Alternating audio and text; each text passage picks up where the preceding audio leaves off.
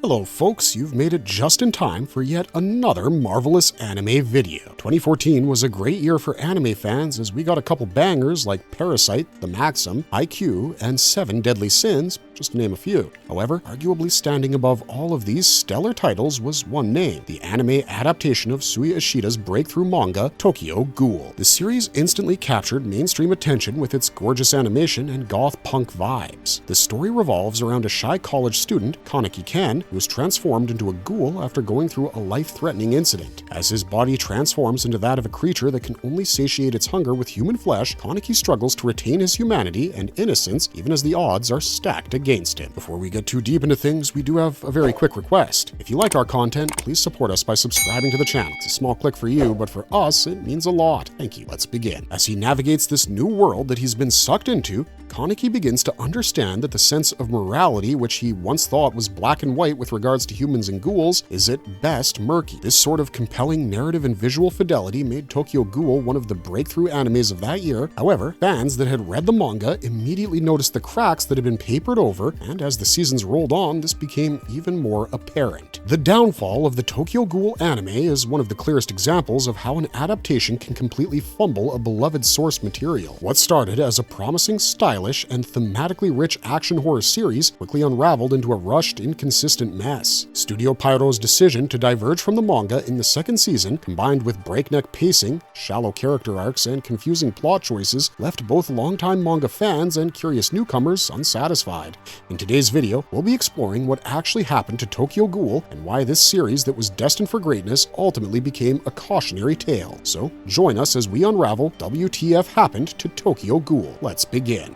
Initial promise versus manga's depth. From the moment the opening theme song Unravel hit the screen, we knew that we were in for a ride with this anime, and we were proven right. The anime, despite undercutting certain plot points and storylines, went on to become extremely popular with fans globally. It presents an intriguing plot involving a young man who gets unwittingly caught in a war between humanity and creatures called ghouls. After surviving a ghoul attack by having his attacker's organs transplanted into him, Kaneki, the shonen we're talking about, begins to live a life where he's constantly fighting for his humanity while his body slowly transforms into that of a ghoul. This presented the opportunity to tell a story filled with deeper themes of solitude, identity crisis, and mental deterioration, with the stakes being one's soul. The anime largely delivered on these aspects for the first season, and we watched Kaneki struggle against his new nature even as we discovered the world of ghouls through his eyes and learned that not all of them were ravenous beasts. What the show also does uniquely is the way it presents ghouls to the audience. In most modern and classical depictions of ghouls, they're depicted as mindless undead, not significantly different from zombies, which are often the familiars of powerful necromancers or even vampires. The ghouls of Tokyo Ghoul are nothing like this, as they are highly intelligent predators who resemble humans unless they're using their powers, capable of fully blending into society and exercising full agency over their actions. This allows the author to paint a world that's extremely morally gray, as there are innocents and victims on both sides. It lends itself to a much deeper and more complex level of storytelling. If you've only watched the anime, particularly season 1, all of these things hold for the most part. Still, it's not until you've read the manga that you realize that the anime barely goes beyond the initial layers of what the source material has to offer. All of the psychological themes, backstories, motivations, and moral dilemmas of not just Kaneki, but the remaining characters are explored in much lesser depth in the anime. The manga heavily utilizes imagery such as masks, eyes, mirrors, and hallucinations to represent duality, concealment, and psychological intrigue. Due to the manga not being constrained by fixed episode counts and broadcasting restrictions, it can pause, reflect, focus on smaller scenes, expand on the emotional beats, and flesh out characters in the world in much more detail. While the anime held such promise, especially in its first season, it ultimately dropped the ball in subsequent seasons. The issues we're about to mention were also present in the first season, but they were mostly felt by those who had read the manga. However, things became so egregious from the second season onwards that they began to be noticed by mainstream fans and critics alike. The episodes try to cover too many scenes and plot beats too quickly, which obviously results in many key character moments and small arcs being shortened shortened or omitted. This obviously leads to the watering down of characters and their motivation, which negatively impacts the entire product. Some key moments that are worth mentioning in this regard are Kaneki's torture by Yamori and his transformation. In the manga, this is built up gradually with much more emphasis on the trauma and surreal hallucination that Kaneki has to endure. The final transformation feels more impactful in the manga than in the anime for this reason. The relationship he has with his friend Hide is also far more layered and complicated, especially after Kaneki turns into a ghoul. All of its shortcomings, however, are mostly masked by the beautiful animation, stellar voice acting, and action set pieces. These help the show work as a fantastic viewing experience, even if it can't match the depth of the manga. Fans were still eagerly looking forward to a second season of the anime. However, when it did arrive, disappointment would be a kind word to describe our feels. Visuals and sound. Style over substance. Having discussed some of its shortcomings, let's highlight the aspects that it does get right. As we mentioned earlier, while the anime lacks the depth of the manga, its visual and sound design are of an extremely high quality. Starting from its opening soundtrack to the animation and fluid combat, the anime, at least visually, really does justice to Sui Ishida's manga. The fight scenes in particular are beautifully crafted and really give you a sense of just how powerful these creatures truly are. While it significantly tones down the gore aspect of the fights, they are brutal nonetheless and are among the best fight scenes in all of anime. Even when it comes to character design and the way they're translated from the manga to the anime, it's been done in a way that makes every single one of them stand out from the other. They have distinctive designs and a color palette that makes their jump from the monochrome pages of a manga onto the TV screen seem almost seamless. We can safely say that Tokyo Ghoul is exceptionally strong in delivering atmosphere, visual drama, polished action, and impactful sound. However, as discussed, this focus comes with certain trade-offs, such as less nuanced character arcs, faulty pacing, and most importantly, dramatic moments that sometimes feel less emotionally earned. The style over substance concern in this case is that the show could have done more to address these issues.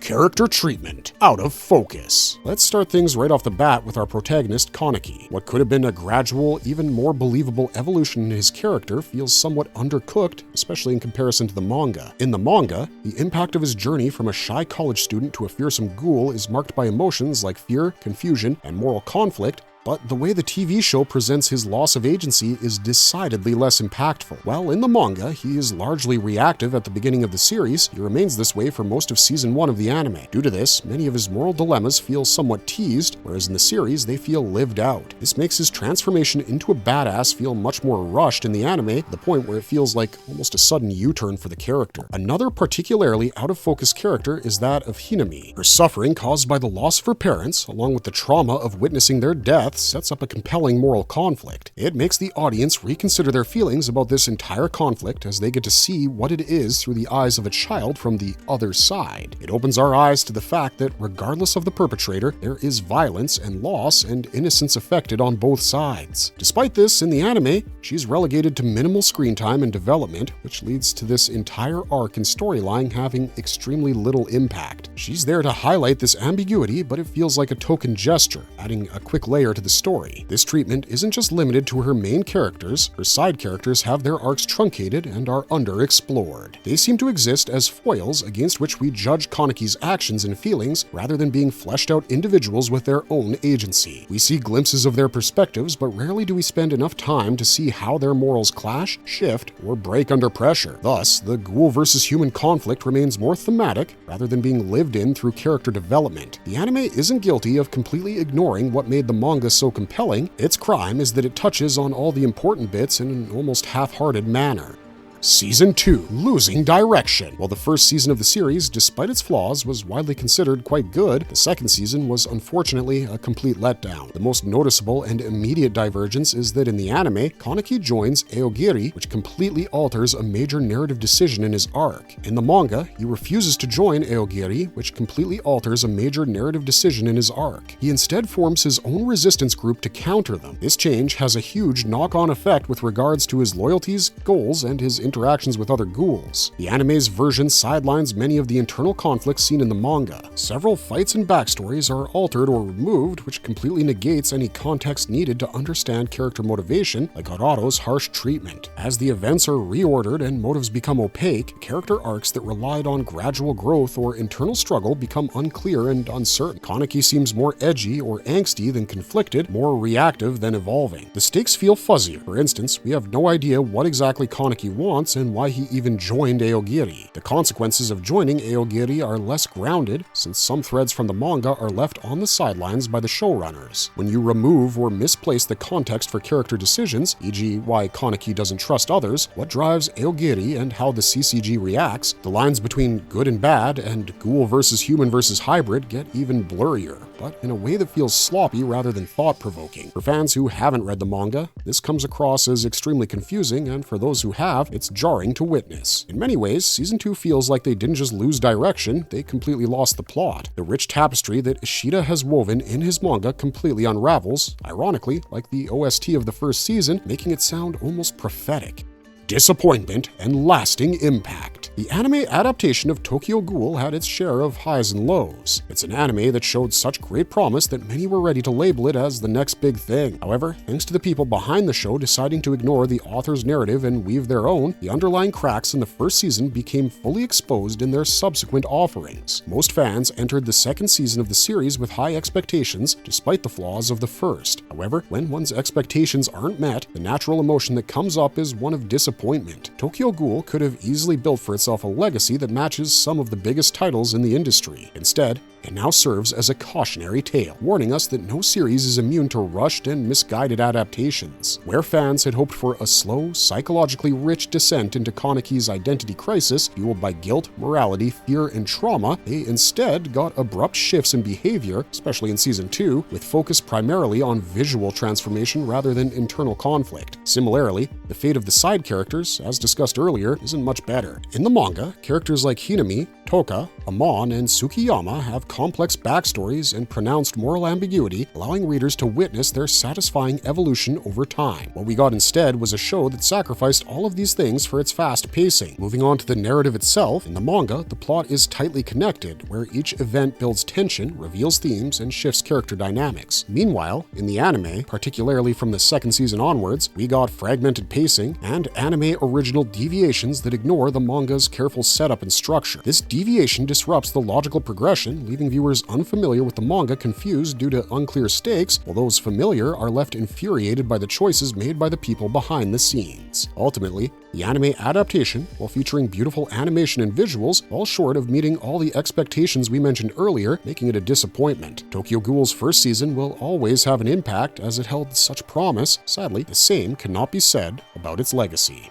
Marvelous verdict! Tokyo Ghoul had everything it needed to be a modern classic. A gripping premise, complex moral themes, and a protagonist whose descent into monstrosity could have rivaled the best psychological dramas in anime. Instead, it became a case study in how to ruin a promising story through rushed production, narrative shortcuts, and baffling adaptation choices. The first season hinted at something deeper, but even then the cracks were visible. Side characters were barely developed, emotional moments were rushed, and there was a reliance on shock value over substance. Then came the second season, and with it, complete narrative derailment. The decision to stray from the manga wasn't just bold, it was incoherent. Kaneki's motivations were murky, key arcs were gutted or skipped, and new characters appeared with little explanation or payoff. The anime spiraled into a visual spectacle with no emotional or thematic spine. Worse still, the adaptation consistently abandoned the manga's strength, its focus on moral ambiguity, psychological realism, and slow-burning tragedy. Fans continued to hope that the next season would bring things back into focus. It never did. What happened to Tokyo Ghoul was simple. It was treated like a commercial product, not a story. The anime chased momentum and aesthetics, while the soul of the narrative, introspection, the trauma, and the gray morality were left behind. Ultimately, Tokyo Ghoul is more than just a disappointment. It's a warning that even the best source material can be gutted by a bad decision, and fans won't forget when a story with the potential to be great settles for being forgettable. Thanks for sticking with us right to the end of this video. If you liked what you just saw, then be sure to check out the rest of our channel. We post daily videos featuring all of your favorite anime and manga. If you like this content, don't forget to leave a like and subscribe to us if you haven't already. For now, though, it's time for us to say goodbye.